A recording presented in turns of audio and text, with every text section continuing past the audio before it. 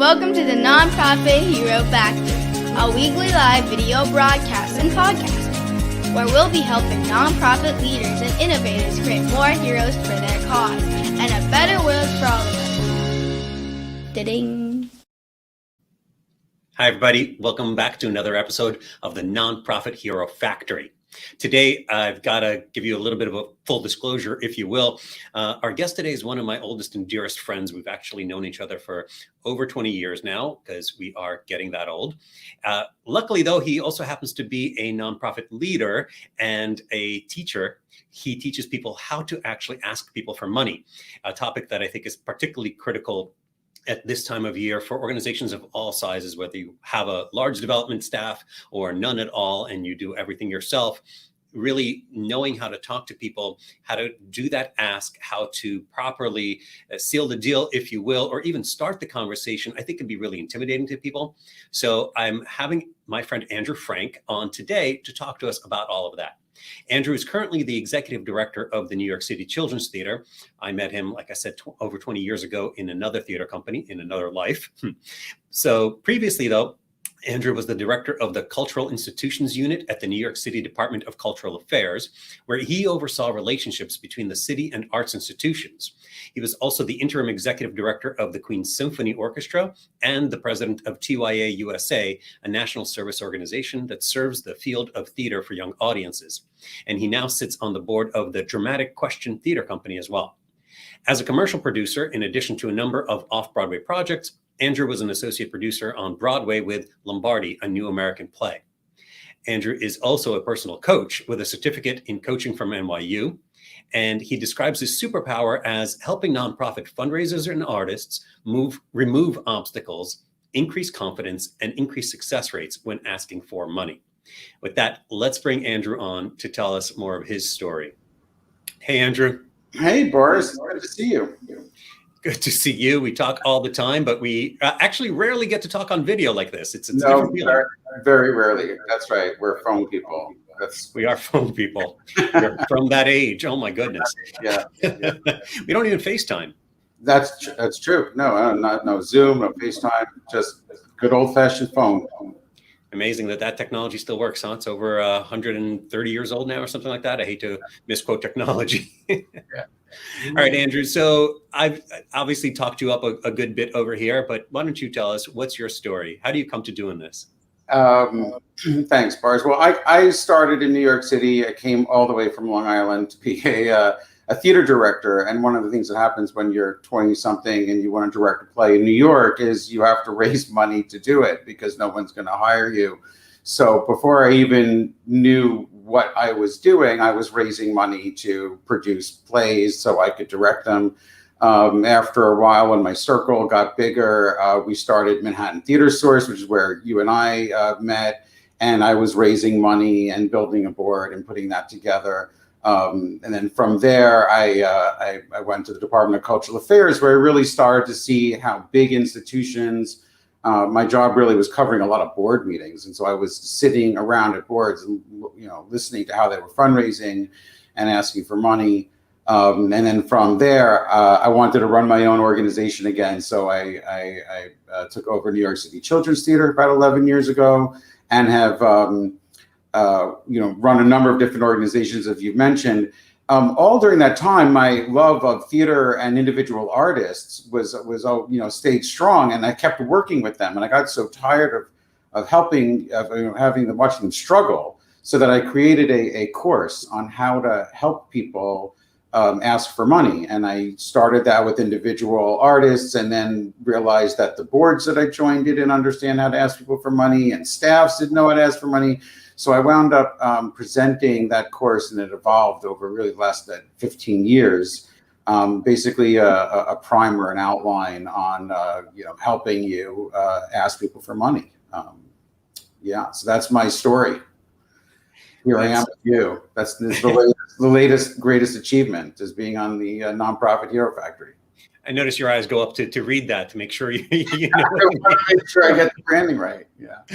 Excellent. I do appreciate that. So in that story that you just told, you mentioned that you codified this into a course, which, by the way, I should say, you and I recorded a version of this course a few years ago now, and it is on the dotOrgStrategy courses.dotOrgStrategy website. But this is not just about directing people to that or trying to make money off them. We're really just trying to share as much information as possible and as much value as possible. And we'll talk about a few other ways that people can learn more. But let's start with, why even make a course? What makes it so challenging that people need to learn how to ask people for money? Yeah, what's amazing, I think, over the years is the anxiety and the emotional barriers that people have about asking for money. Most people have a problem just asking someone. I mean, frequently it's because they're starting with friends or family. But even when it's not somebody that they know, they feel like by asking, it means something bad about them, or that they're weak, or that that they're gonna get a no, and they're afraid of rejection. I mean, none of us like rejection. I mean, no one likes to ask somebody out and be rejected, and asking somebody for money and being rejected. We just don't like that. And so I think at the end, what's happens is that people dream about asking people for money, but they don't actually do it because they're afraid of taking that step.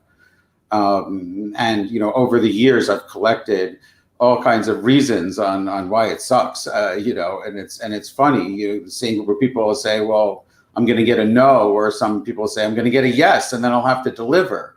But at the end of the day, really, what it comes down to, I think, is the sort of anxiety that we have around money, and the sort of misconception that it means something is wrong. It means that we are not successful, or it means that I haven't achieved the right thing, and I'm asking you for money because I haven't made it on my own already, or I haven't gotten there some other way. And I think that's the headline that goes in our heads, that it means that we're weak or we're unsuccessful. And we have to get over that. We have to. So are some people just innately better at this than others? Are all of us born with this issue, or are there just some natural born winners, if you will, that can go out there and raise money anytime? I have to say, throughout my years in the nonprofit sector, I maybe I've bumped into a few people who say, "Oh yeah, asking people for money is fun. It's the fun in fundraising." But I would say 99% of the people do not like to ask other people for money. But that being said, I think it's a skill set. I think it's something that you can learn. I think it's something you can get very good at, and I think it's something that at least you can polish and create. I think it's a skill set. That's the best way to describe it. It's a skill you can learn and get better at. And really, what you can do is you can raise money for your nonprofit or your project that you're working on. And I have seen many people get much better at it and become successful fundraisers. I don't think it's something that you either have to be naturally good at it or not good at it. I think it's something that's absolutely learnable. So then what do you tell those folks, like myself, to be honest, who are afraid for one reason or 10 reasons to ask other people for money? How do we overcome that mindset? So let me just start by saying, I think the first thing to do is to challenge this idea that asking people for money means something is wrong or that you're not successful. And I would actually ask people to go look out in the world and see who our successful people are. And when you look at very successful people, whether they're political candidates or CEOs or philanthropists, even the ones that give away money, they raise money.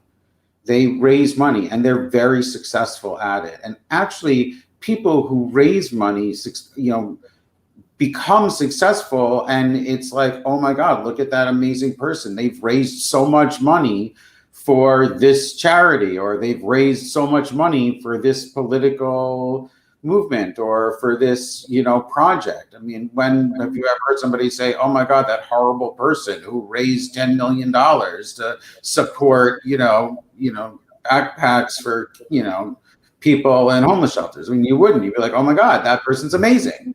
So the first thing I think we have to sort of say is asking people for money is a sign of success. Just the act of it on its own communicates commitment, communicates belief in yourself, communicates the value that you bring to the world about the project that you're talking about. So I think the very, very first thing to do is to challenge the idea of why we think it's wrong, and to get over that. The second piece that I think is a big deal is practice. We don't do it a lot. And if there's anything in your life that you just don't do a lot, I mean, it's hard to do. If you don't cook for somebody, if you don't cook, and then like 3 times a year, you want to sit down and cook a really nice meal, it's hard to do.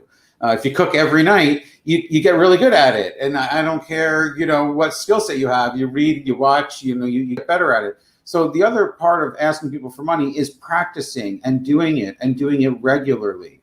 I would even say for myself as an executive director, I have to make a lot of phone calls to foundations. And when I procrastinate and I put it off and I don't do it on a regular basis, my own anxiety, even after all these years, goes up. But when I do it every week and I make it part of my routine, it's easier to do. And so I think those are the top 2. I mean, we can go deeper at other times, but those are the top 2, is a mental and a practice. Awesome. I would also add to that mental part of it. One shift that I've seen really helpful, both to myself and to others, is rather than thinking about it as asking for money, it's offering someone an opportunity to become a part of something, to become a part of whether it's an organization or a project or whatever it is that's going to do good for the world. And hopefully they already believe in the outcomes that you're shooting for, your vision, right? Yeah, for sure. And I think, we can talk about this more later, but when you're asking for money, you're asking for a specific amount of money to have a certain thing happen, a certain outcome. Would you give $5,000 so we can run an arts and education program in a homeless shelter? And you're not asking for $5,000. You're asking to run an arts and education program at a homeless shelter. The money is the conduit. But that is definitely a good point, Boris, in terms of the mental shift. But also speaks to your belief that the program is valuable, right? Like that's part of why we're asking in the first place, because we believe in what we're doing. So since we're jumping into that already anyway, let's talk about this. What's the greatest challenge that people asking for money are facing today? Obviously, things are always changing in the world, but certain things also stay the same. So has asking for money changed? It really has. I wish it hasn't changed as much, but it has changed, for a lot of reasons. One reason is that in our COVID world, there's so much noise. So to get your message through, to get people to respond to an email or pick up the phone, or to meet you in person, is obviously so much harder. And that particular piece, meeting in person, is by far the most effective way to ask somebody for money. It's an in-person direct ask is the best way to do it. And so that being taken off the table is certainly a challenge. And then also there's so much need right now in the world. There's so much competing interest in terms of need, and they're all relevant, and they're all, from homes being destroyed by floods and wildfires and people being homeless and, all kinds of real specific things that are going on. It's harder to make your case. But that being said, it's even that more important that we're good at it and that we practice it and that we take it on, right? Because we can't get overwhelmed and say, oh, well, too bad. There's lots of people in need. My project is just going to disappear. Like, that would be horrible. We have to dig in deeper, I think, and overcome the challenges. So ultimately, as you were saying before, we have to believe that our mission and the work that we're trying to do is still vital, right, to the community. And if we don't do this, and if we don't find ways to rise above the noise or break through and make these connections, then we won't be able to do what we do. And people are relying on us. Just because it's not the most pressing, in some ways the sexiest thing at the moment, or the most in the headlines thing at the moment, doesn't mean that our mission's not important and that communities don't rely on us, right? Yeah, I always say, to people in a workshop that the world, the world literally is counting on those people, counting on you to go out there and make these really important projects in the nonprofit sector and the arts sector and the cultural sector happen. Like, they have to happen. Our society is not going to just automatically support these causes without the energies of the people that are making them happen. And it's crucial for us to keep doing it. So I feel like it's an imperative that we work at it, we get better at it, and we make our nonprofits survive. So then how do we do it today, especially in this COVID hybrid, whatever world that we're living in, where meeting in person is so much tougher? What do we do to overcome that challenge? Yeah. So, the first thing I would say to people is don't be afraid of the phone. You and I were talking about this at the beginning. I make a lot of phone calls. I talk to people on the phone. In fact, many foundations are run by people of an older generation, and they don't like Zoom. And so they pick up the phone. Obviously, for people who are comfortable on video, Zoom is great, or whatever, FaceTime, whatever video it is. But video meetings are wonderful, and I think they're great. And then also, obviously, email and texting. Actually, I was thinking about this before coming on, that how many people I've actually started to text rather than email, because I feel like email is actually gets just so clogged. But if I have somebody's personal phone number and I can text them and get them on the phone with me and talk to them about what we're doing, it feels more personal, and it pushes through the noise. Obviously, I have to have their phone number, but I think the key is personalizing what the outreach is. I think if you send a general email to 50 people, that's not going to cut it. I think you have to take the time to individually reach out to people and then meet them where they are. I mean, if they can meet you on the street for a cup of coffee and they're comfortable in our COVID times, do it. I always meet in person. If not, and they're willing to Zoom or meet with you on video, do that. If not, call them. But I think you have to find them where they are and go to them and not expect them to come to you. I think that's a big piece of it. I think that's right on and absolutely critical. Whether it's because that the person is an older generation, there's almost a double-edged sword to it, or double whammy maybe is the better expression, because with COVID, people are less likely to be out in the first place, and older generation folks are more in danger of adverse effects of COVID, so they might not want to be out as much. And at the same time, a lot of them are also the ones who are less comfortable with technology, and so can't necessarily hop on a Zoom link real quick. I mean, I've experienced this. I'm sure we all have so many times over the last couple of years now, almost, that it just doesn't happen. And many of us today don't think, wait, I can just pick up the phone and still use this computer as a telephone that's been in my pocket all these years. Yeah, I have to tell you, we're at the beginning of our year at New York City Children's Theater, and we do cold calls to foundations. I will call a foundation, I will leave a message, and we talk to people, and you'd actually be surprised by how many responses we get from an actual phone call and a message leaving. I think we get more response than we do when we send an email, because the email's being filtered through somebody, maybe the associate. I mean, I think reaching out and I feel like, to me, saying, "Hi, I'm Andrew Frank. Can I talk to you about blah blah blah?" Gets a better response, than the email. Yeah, everybody talks about the oversaturation, the noise, the crowdedness of spaces, but there are continually spaces that are less crowded that, if you can utilize, why not? And sometimes it is going retro, if you will, to a technology that's older than all of us combined, that still works. Yeah, I'm a huge believer in make a phone call. If you can't show up in person, make a phone call. Right. And sometimes people are on the other side of the country or even on the other side of the world, and you can't necessarily meet in person. It'd be great if we all had the budgets to just fly anywhere that we wanted, but obviously that's not the most effective use of our funds. So let's assume that we've overcome our fears and our obstacles to fundraising, and we have figured out the best way that we can meet with someone, whether it be in person or through video or the phone or email, or, as you correctly pointed out, text is actually growing rapidly as a personal communications method, and you want your asks to be personal. So let's assume that we've set aside or overcome those challenges for now. How do you teach someone, how do you actually personally teach someone to ask for money if every ask is supposed to be personal, right? It should be crafted to the individual. Is there something that you could actually teach? Yes. Well, I've been doing it.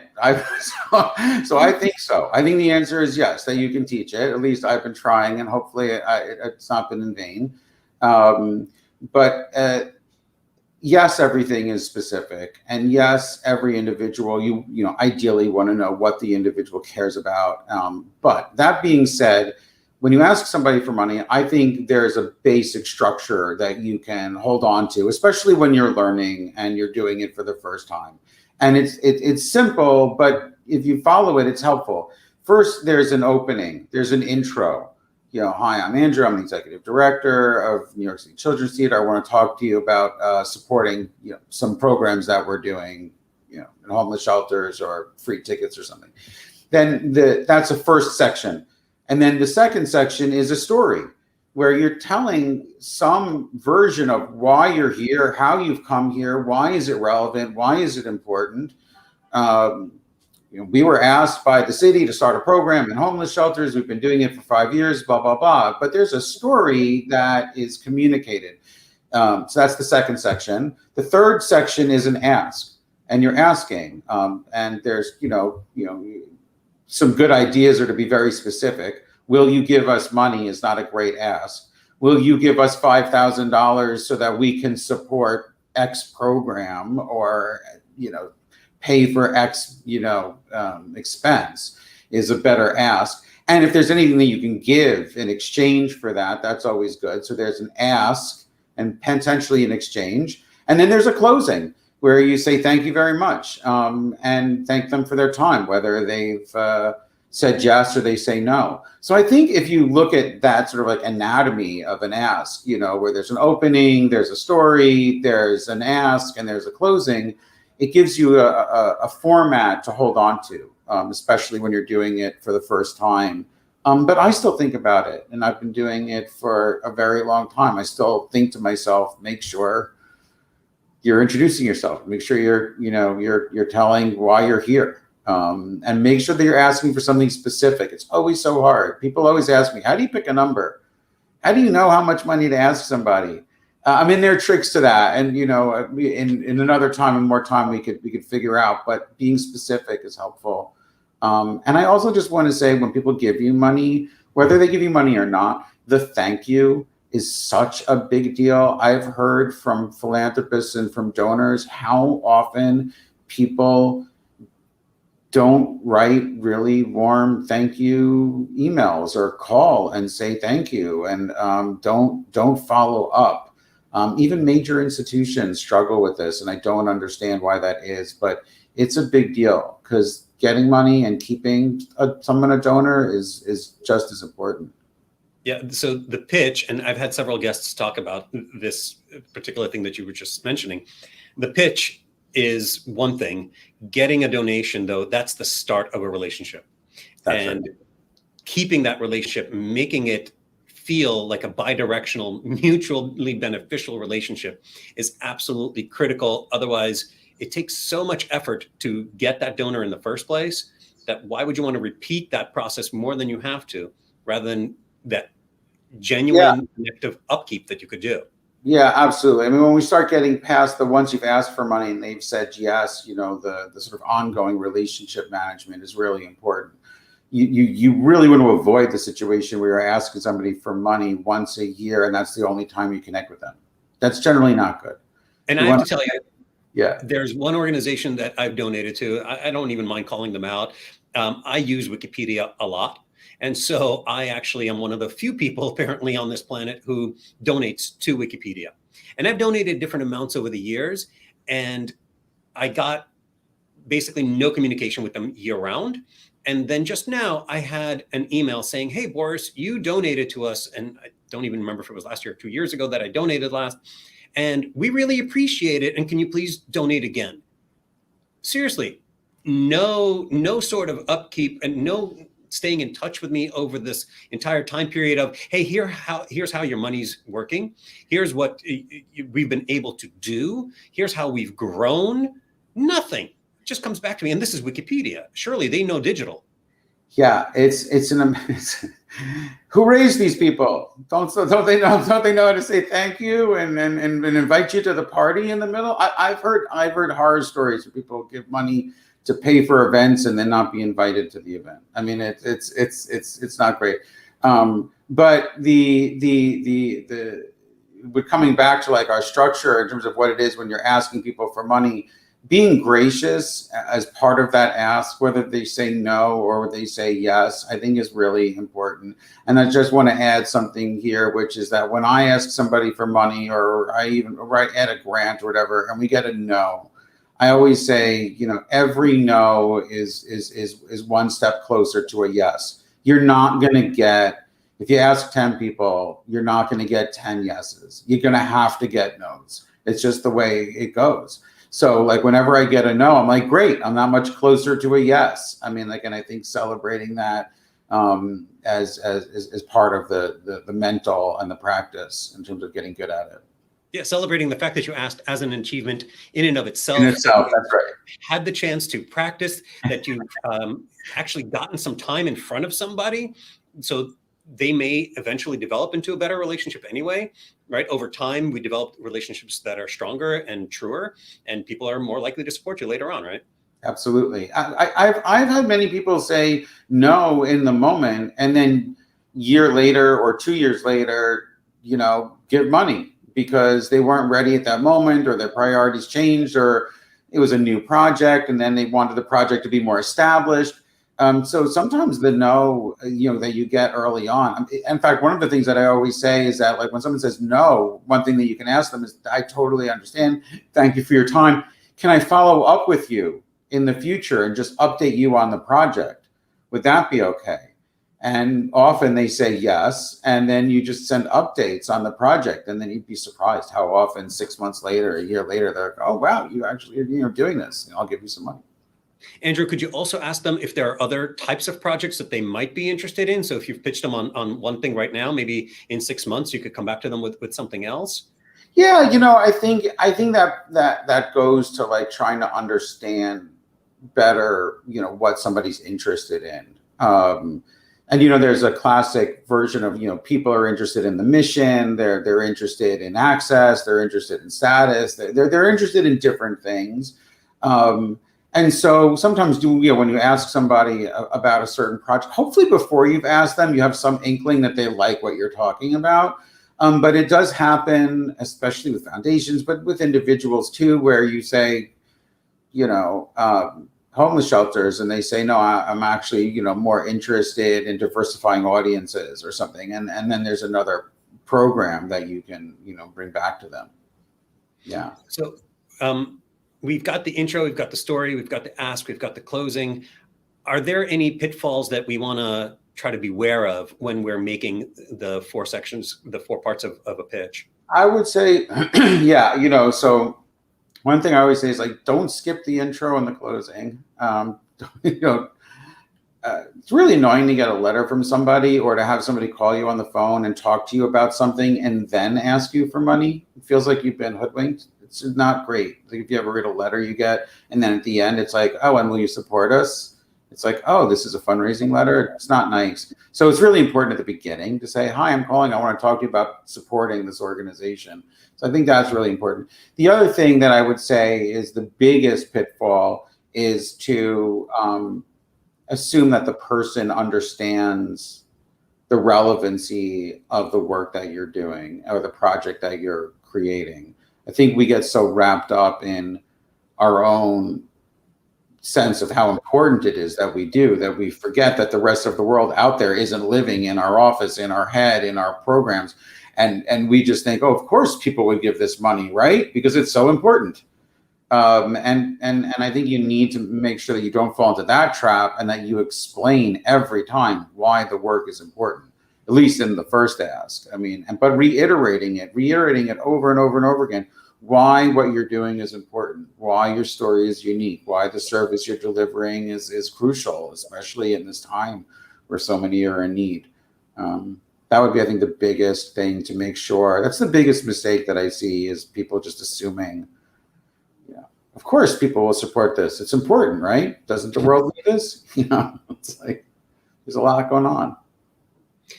Absolutely. So if someone is just getting started, are there any tools or resources that you recommend? Or maybe someone's been doing this for a long time, like yourself.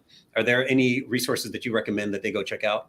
To start off, I'm doing a workshop at Candid on October 25th. It's a free workshop, how to ask people for money for artists. So feel free to join me for that. It'll be an interactive webinar for a couple hours, and it's free.